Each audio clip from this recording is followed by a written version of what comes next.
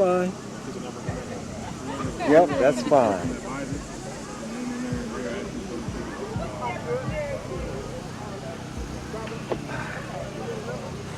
And greetings, I'm here with Sister Mariam. Assalamu alaikum. Walaikum salam, sir. How are you? I'm doing well, and we're here at the African American Cultural Festival, first of all, and as a black woman in the Nation of Islam, your perspective on culture and its relationship with the black woman. Yes, sir. I think this is a beautiful event, and as I look around and I see all the beautiful people out here representing our culture, and I see a lot of the women out here in their beautiful African garb. It's a beautiful event because it gives us an opportunity to express our culture and give people knowledge of our culture, and from the African culture to our Asiatic culture to whatever culture anybody wants to represent, we're out here with that.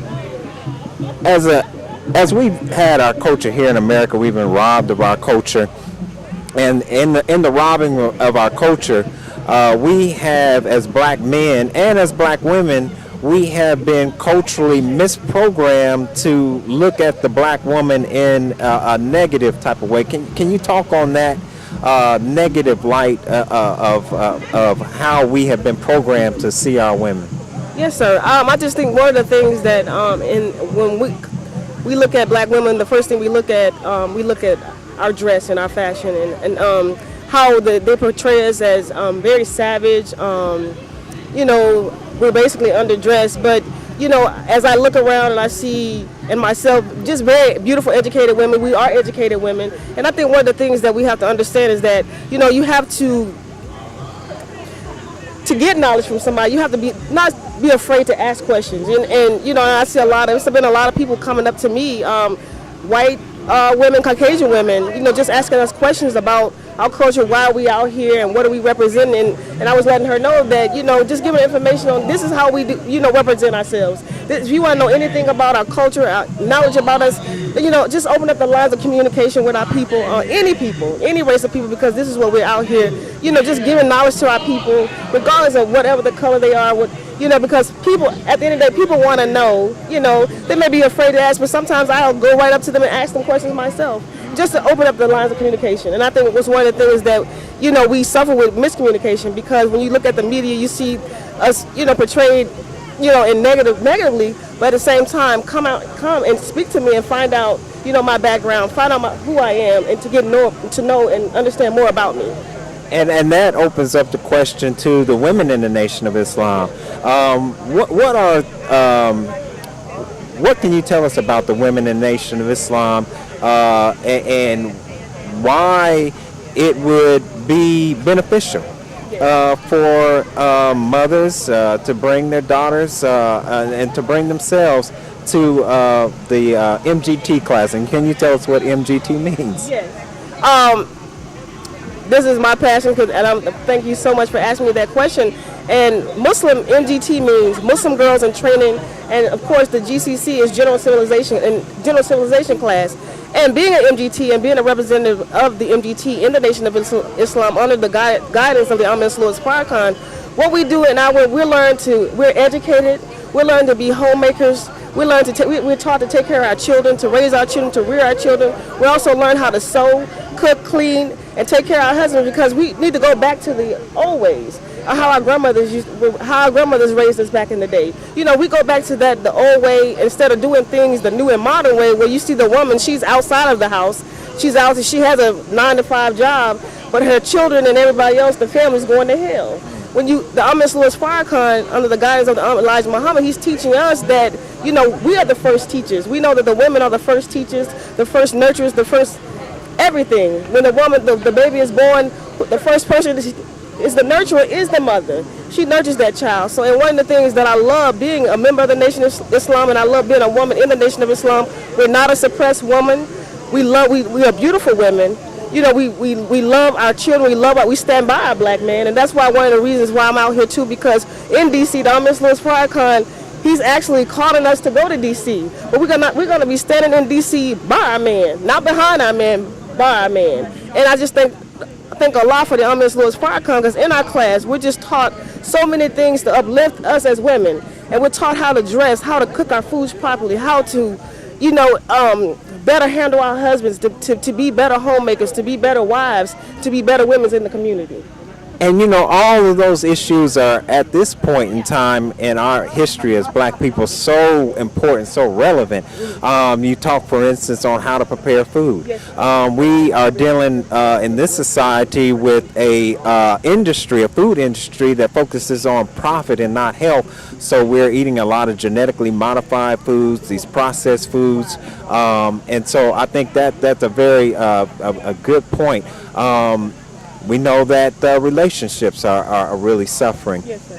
With the relationships within the black community, where the divorce rate is almost 50%. So you get married and then 50% of those get divorced. Absolutely. which is disastrous, and so many other issues. So these are classes that are absolutely needed. Can you give the people information on how they can learn more and come to those classes? Yes, I am just a coordinator helping here in the city of Dayton, Ohio, to guide women. If you are interested in our classes, you come to one of our meetings. We are the Dayton study group, and you come out and you want to learn more about how the women and how we anything you want to know about the MGT and the Nation of Islam, you come to our meetings, and if you want to speak to me, and we can get you on the road to understanding what we do and how we're taught to rear our children, because we do have our classes. Our classes are every Saturday from 9 to 12 p.m.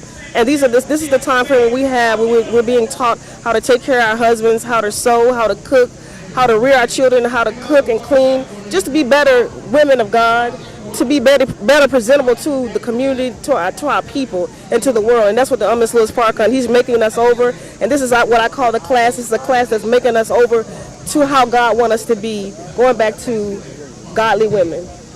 And you touched on the 20th anniversary of the Million Man March, Justice or Else. The minister is now including the black woman. He's also including our La Raza, our Latino brothers and sisters, our Native American brothers and sisters.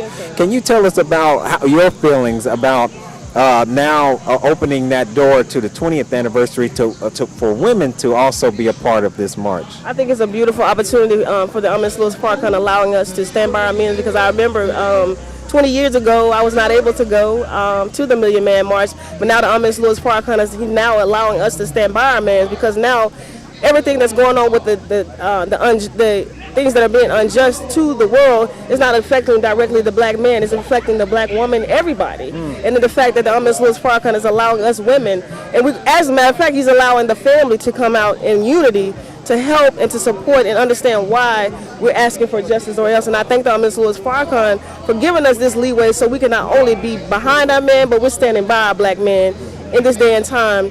Going to 10-10-15, we just encourage everybody. This is not a march for just the man, it's a march for everyone. Everybody wants justice at the end of the day. We're seeking justice not just for the black man, we're seeking justice for the whole of humanity. All of humanity needs justice at the end of the day, and this is what we're out here for. And one last thing I just wanted to mention is because, when we look at a lot of these movements now, it's like we're seeing the black woman, she's really at the forefront of a lot of these movements and leading, in truth, a lot of these movements. As a matter of fact, the Black Lives Matter came out of two sisters who began to hashtag that phrase. So in closing, would you like to say anything about the state of women today and them being at the forefront of these movements? Yes, I remember that song that Whitney Houston and that was a remake of Shaka Khan, that I'm Every Woman. And I love that song because all of us represents either from happiness to pain in this world, and we as women, we should become one. And when I see women being hung in the prisons, and there's no question about what's going on with that women. And back in the day when my grandmother used to tell me, she said, when you see the woman that is going down, the woman is being killed and not respected. And Miss Lewis Farrakhan teaches us that when you see the woman that's not being respected, this is the time we have to wake up and see what's really going on in the world. Because when you teach a man, you teach an individual, but when you teach a woman, you teach a nation. And that's one of the things that we need to see, that we need to come together as a unit, as one woman, because you know what? everything came through the black woman, and once we understand and we realize that everything comes through the black woman, we'll understand that we'll have a universal peace and a universal justice. Amen. Thank you, sister.